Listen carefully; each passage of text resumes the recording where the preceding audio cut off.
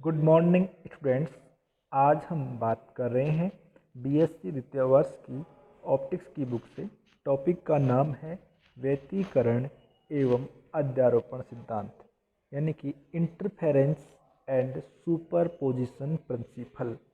देखिएगा, सबसे पहले हम बात करें व्यतिकरण की परिभाषा की, तो तरंग गति का एक महत्वपूर्ण लक्षण व्यतिकरण की परिघटना है। और जब किसी एक स्थान पर एक ही समय दो या उससे अधिक तरंगें परस्पर अध्यारोपित होती है तो व्यतिकरण की परिघटना होती है। और किसी स्थान पर व्यतिकरण का प्रभाव तरंगों के अध्यारोपण के सिद्धांत से अध्ययन किया जाता है। जी हाँ, अध्यारोपण का सिद्धांत यानी सुपरपोजिशन प्रिंसिपल को देखिएगा, सबसे इम्पोर्टेंट प्रिंसिपल है। ये व्यतिकरण का बेसिक प्रिंसिपल भी है कि जब माध्यम के किसी एक बिंदु पर परिणामी विक्षोभ या विस्थापन पृथक पृथक विस्थापन के सदिशों के बराबर होता है तथा अध्यारोपण के पश्चात भिन्न भिन्न तरंगें अपनी अपनी दिशाओं में बिना किसी परिवर्तन के माध्यम में संचित होती है, तो इसको अध्यारोपण सिद्धांत भी कहते हैं। परिणामी विस्थापन y vector is equal to y1 vector plus y2 vector plus y3 vector plus dot dot dot. इस समीकरण से डिफाइन किया है। जी हाँ, समीकरण डिफाइन कर सकते हैं इसे हम। यदि पृथक पृथक तरंगों के कारण विस्थापन एक ही दिशा में हो अर्थात उनकी कला समान हो तो परिणामी विस्थापन दोनों के विस्थापन के योग के बराबर होता है। यह विस्थापन अधिकतम होता है यानी मैक्सिमम होगा। इसे संपोषी व्यतिकरण यानी कि कंस्ट्रक्टिव इंटरफेरेंस कहते हैं।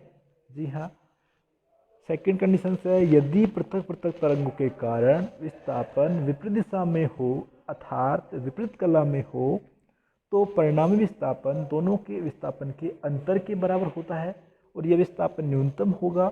इसे विनाशी व्यतिकरण कहते हैं यानी डिस्ट्रक्टिव इंटरफेरेंस कहते हैं। इस प्रकार माध्यम में किसी बिंदु पर परिणामी विस्थापन के अधिकतम व न्यूनतम प्रभाव को व्यतिकरण कहते हैं।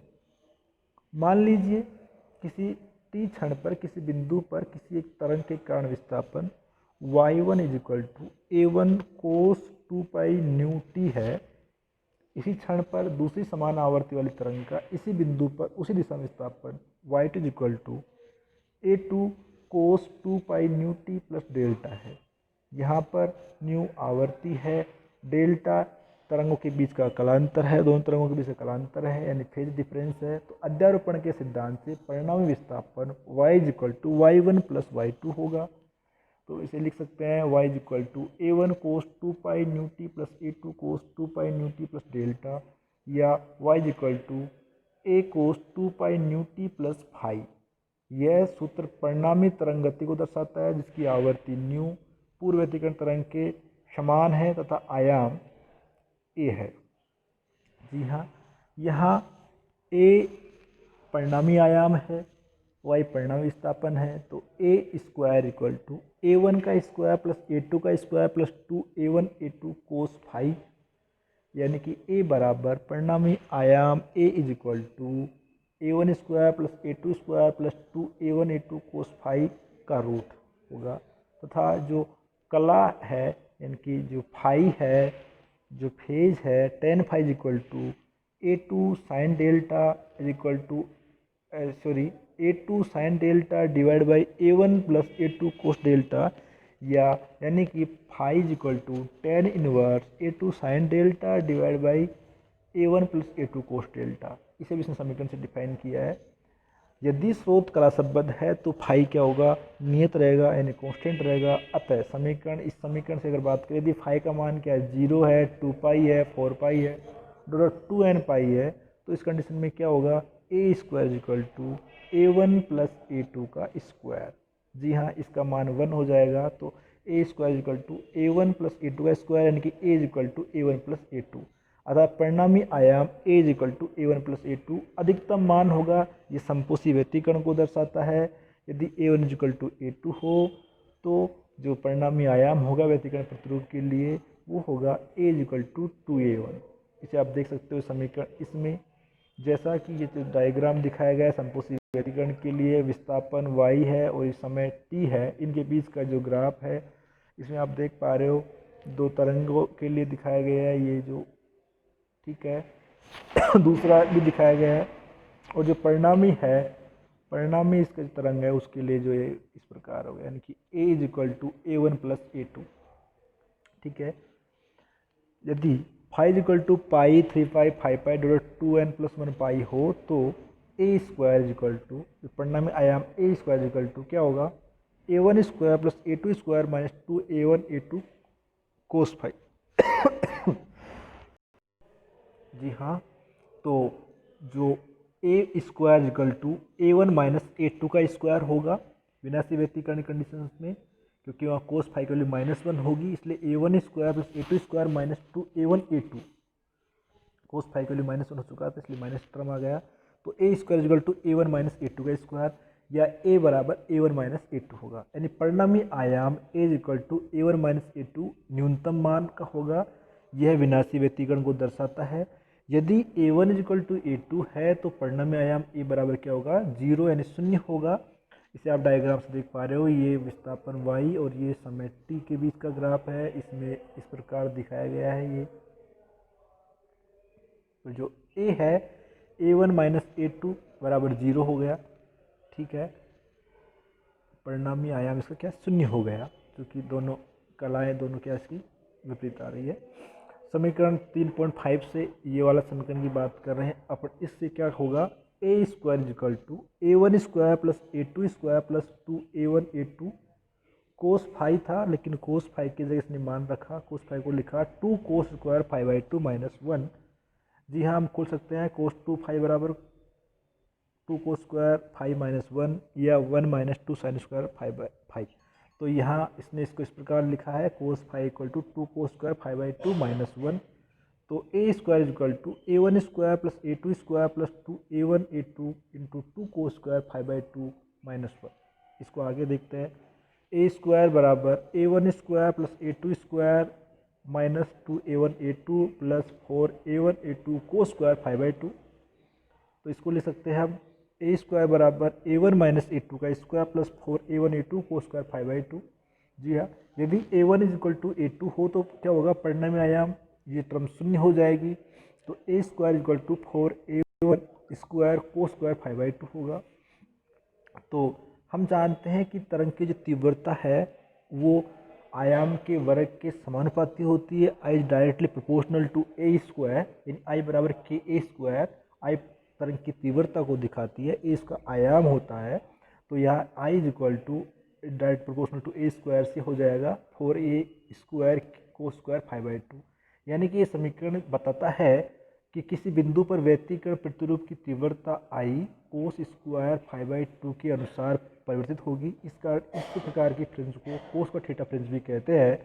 इसका प्रतिरूप इस तीव्रता वक्र से दिखाया गया है। चूँकि ये जो ग्राफ देख पा रहे हो आप, ये है तीव्रता आई और फाई, यानी उसके बीच का ग्राफ है।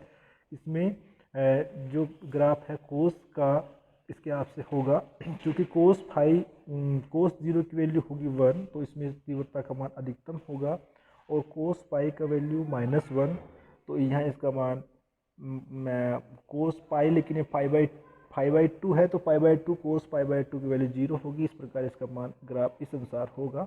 जी हाँ, तो हम संपोषी विनाशी व्यतिकरण को कलांतर के बजाय पथांतर में व्यक्त कर सकते हैं। हमें ज्ञात है कि पाई के कलांतर के लिए पथांतर लैम्बडा बाई 2 होता है। अतः संपोषी व्यतिकरण के लिए पथांतर delta is equal to pi upon lambda upon 2 pi into 2n pi is equal to 2n into lambda by 2, यानी कि n लैम्बडा होगा। कहने का मतलब है संपोषी व्यतिकरण के लिए पथांतर का मान n लैम्बडा होगा। तो विनाशी व्यतिकरण के लिए पथांतर delta is equal to lambda upon 2 pi into 2n plus 1 into pi, यानी कि 2n plus 1 into lambda by 2। तो विनाशी व्यतिकरण के लिए पथांतर का मान 2n plus 1 into lambda by 2 होगा। यहाँ n बराबर 0, 1, 2, 3 ये फ्रिंज की कोटि यानी ऑर्डर को व्यक्त करता है। अतः उपरोक्त विधान से स्पष्ट है कि तरंगों के अध्यारोपण से परिणामी तरंग की दोलनीय ऊर्जा या तीव्रता का स्थानिक पुनर्वितरण होता है। ऊर्जा का यह पुनर्वितरण समय पर निर्भर नहीं करता है, यानी कि ये टाइम पर डिपेंड नहीं कर रहा है। इस कारण व्यतिकरण का प्रभाव स्थायी होगा और हमें व्यतिकरण फ्रिंजें दिखाई देगी। उपरोक्त प्रभाव साधारण तरंगों के अलावा जटिल तरंगे यानी कॉम्प्लेक्स वेव में भी दिखाई देता है। इस प्रकार आज के वीडियो में हमने बात की व्यतिकरण के बारे में। व्यतिकरण की परिभाषा को देखा, हमने अध्यारोपण सिद्धांत के बारे में देखा। अध्यारोपण सिद्धांत में परिणामी विस्थापन, परिणामी आयाम और इसकी कला A square equal to A1 square plus A2 square plus 2A1 A2 cos phi निकला। टेन फाई इसकी कला है वो A2 sine delta divide by A1 plus A2 cos delta आया। हमने फिर कंडीशंस देखी कि यदि स्रोत कला संबद्ध है तो फाई का मान नियत होगा, और उस स्थिति में हमें फाई का मान अगर 0, 2 पाई, 4 पाई और 2n पाई रखते हैं तो A is equal to A1 plus A2 आया, यानी कि परिणाम आयाम का मान A1 प्लस A2 जो कि अधिकतम होगा। तो इस कंडीशन में समपोषी व्यतिकरण होगा, और समपोषी व्यतिकरण के लिए हमने इस ग्राफ को देखा कि A1 प्लस A2 आया। इसी प्रकार जब फाई की वैल्यू पाई, 3 पाई, 5 पाई या 2n प्लस 1 पाई है तो इस कंडीशन में हमारा A is equal to A1 minus A2 आया जो कि न्यूनतम मान होगा। इस स्थिति में विनाशी व्यतिकरण होगा, और जब अगर दोनों बराबर है A1 A2 तो इसका मान शून्य होगा परिणामी आयाम का, जिस ग्राफ को इस प्रकार दिखाया गया है इसमें। जी हाँ, तथा हमने इसकी तीव्रता को देखा कि तीव्रता I proportional to A square है और उसका मान 4A स्क्वायर कोस स्क्वायर 5/2 होगा। इससे ये हुआ कि व्यतिकरण प्रतिरूप की तीव्रता कोस स्क्वायर 5/2 के अनुसार परिवर्तित होगी, और उसका ग्राफ इस प्रकार होगा जो परिणामी में जी हाँ कोस स्क्वायर फ्रिंज भी कहते हैं इसे। और हमने इसमें देखा कि समपोषी व्यतिकरण के लिए पतांतर का मान n लैम्बडा और विनाशी व्यतिकरण के लिए पतांतर का मान 2n plus into lambda by 2 होगा, या n बराबर 0, 1, 2, 3 फ्रिंज की कोटि ऑर्डर को व्यक्त करता है। और इससे स्पष्ट हुआ कि तरंगों के अध्यारोपण की परिणामी तरंग दोलनीय ऊर्जा तीव्रता का स्थानिक पुनर्वितरण होता है। यह ऊर्जा का पुनर्वितरण समय पर डिपेंड नहीं करता है। इस कारण व्यतिकरण प्रभाव स्थायी होता है, हमें व्यतिकरण फ्रिंजेस दिखाई देती है। जी हाँ, आगे इसमें हम आगे बात करने अगले वीडियो में व्यतिकरण के बारे में आगे बात करने की कोशिश करेंगे। थैंक यू, धन्यवाद।